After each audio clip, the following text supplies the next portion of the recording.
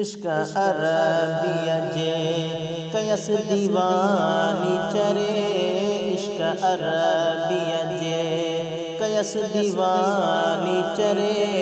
रड़ियूं रोज़ करिया दहूं दोस्त करे। इश्क अरबिया जे अॼु रात सुते मुते ख्वाब लदो। उथी अरब मुल्क दा अखड़ियन आर बदो अल्लाह।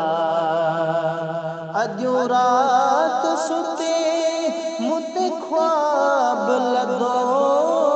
उथी अरब मुल्क दा अखड़ियन आर बदो। मुझी मुल्क मदीने दे किस्मत शाल कंदो। मुझी मुल्क मदीने दे किस्मत शाल कंदो। हला हाजन सां पेरन पंधड़ो करे। इश्क अरबिया जे कयस दीवानी चरे। रड़ियूं रोज़ करिया दहूं दोस्त करे। इश्क अरबिया जे परदेस पिरी हिक कीअं विया। दिलबर दोस्त सिवा जॾहिं यार जिया अल्लाह। परदेस पिरी हिक कीअं विया।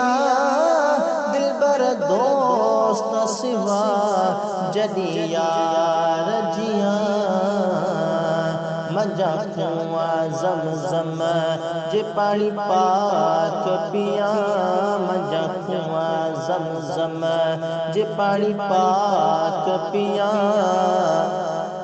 मुखे मस्त कयो इन ज़ोक़ ज़रे। इश्क अरबिया जे कयस दीवानी चरे। रड़ियूं रोज़ करिया दहूं दोस्त करे। इश्क अरबिया जे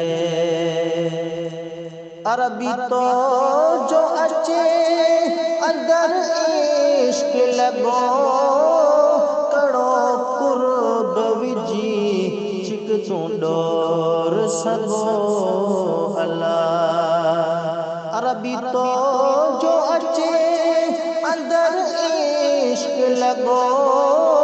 कड़ो कुर्ब विझी चिक तूं डोर सॻो।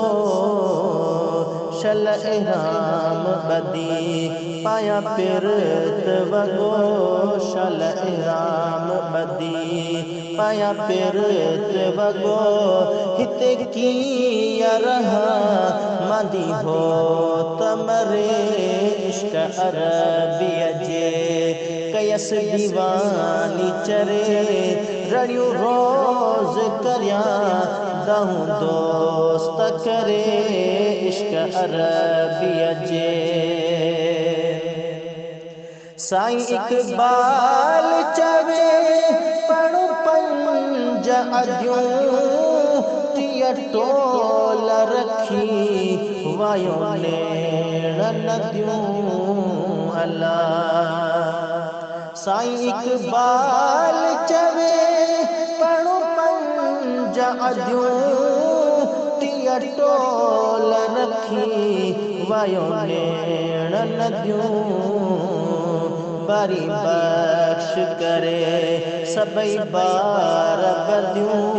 बारी बख्श करे सभई बार बदियूं।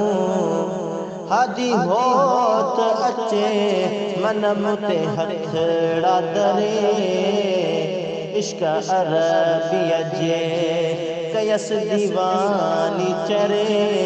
रड़ियूं रोज़ करिया दहूं दोस्त करे।